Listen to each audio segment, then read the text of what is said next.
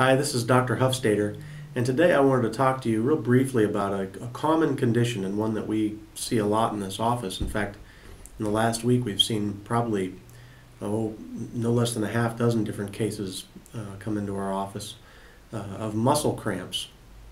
And a lot of people are under the impression that a muscle cramp is a muscle cramp, but the truth is that in order to treat muscle cramps effectively from a conservative point of view, we have to first determine what type of muscle cramp it is.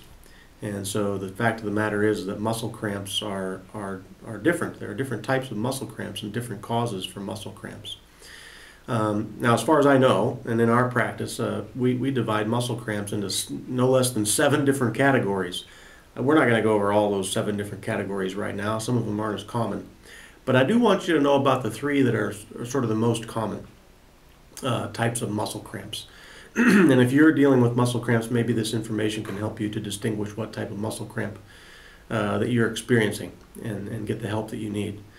So the first type of muscle cramp that's very common among people, particularly people who are over the age of 40, would be the muscle cramp that comes from oxygen debt or oxygen dysmetabolism, a difficulty oxygenating tissue. And that usually is a cardiovascular problem. They may not have frank cardiovascular disease, doesn't matter. If they have a problem oxygenating tissue, more than likely it's a cardiovascular problem. Could be a problem with anemia too, the quality of the red blood cells, but more than likely it's a problem perfusing tissue with blood and with oxygen. This type of cramp is usually the type of cramp that comes on with exertion and is relieved by rest. So a perfect example of this is somebody who's very close to me who not long ago complained about getting cramps in his intercostal muscles, the muscles between his ribs, when he was playing golf. It didn't bother him at night, didn't bother him at rest, only bothered him when he was playing golf. And he also talked to me about slow recovery from exercise, just wasn't recovering as fast from exercise as he used to be. Well, this is a pretty clear case. More than likely, it's the most plausible explanation that his muscle cramps were the result of an oxygen debt, an oxygen deficiency, a problem perfusing his tissues with oxygen. The tissue gets reduced in oxygen, particularly muscle tissue. It can't metabolize anymore. It doesn't create energy as efficiently as it used to anymore, and it goes into a cramp. Thankfully, with the proper nutritional therapy, these tissues and the cardiovascular system respond very quickly within a few days, and those cramps are a thing of the past. And I'm pretty sure we hit the nail on the head with him, so we'll continue to watch. But the other 2 types of cramps that we see, and I'm just going to give you the 3 most common categories, but the other 2 are very similar, and both of them have to do with an inability of the body to ionize and push ionized calcium into the tissue, the muscle tissue. And this happens primarily for 2 reasons. Number 1 would be a problem with simply a problem with metabolizing calcium. Very simple. Maybe just a frank calcium deficiency, maybe a vitamin D deficiency, maybe a problem with something called vitamin F, which is responsible for putting calcium into tissue.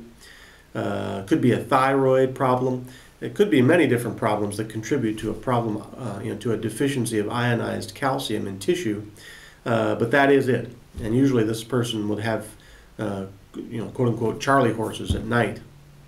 The classic, they'd be lying in bed and get these Charlie horses, very typical.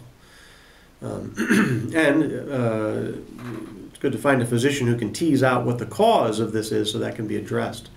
But almost always it's a problem with putting calcium into tissue.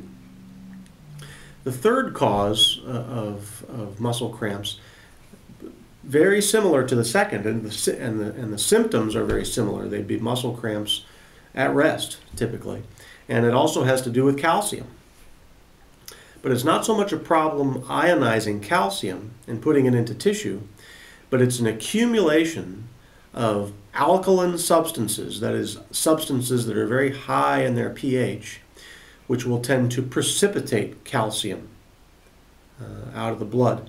So regardless of how well you ionize calcium, regardless of how sufficient you are in your dietary sources of calcium, regardless of how much vitamin D or whatever, if you accumulate toxic substances in the blood, and these usually come through the digestive tract, that are alkaline, and there are several of them that we can talk about, guanidine being the one that's most prevalent, it will cause a precipitation of calcium out of the blood. That is calcium that can no longer ionize, and as a result, calcium in the tissue will be diminished.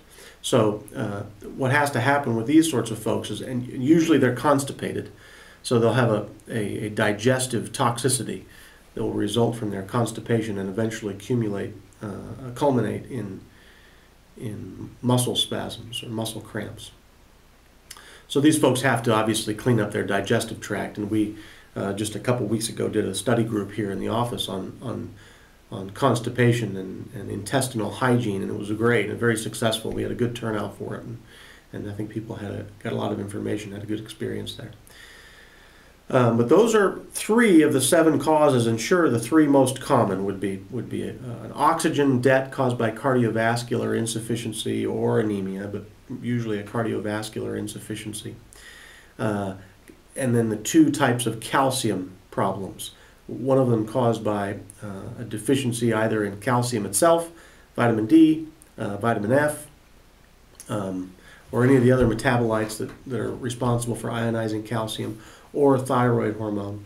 And then the third is a toxicity, an accumulation of toxins, usually secondary to constipation, which will cause calcium to precipitate, that is, be unable to be ionized and put into soft tissues.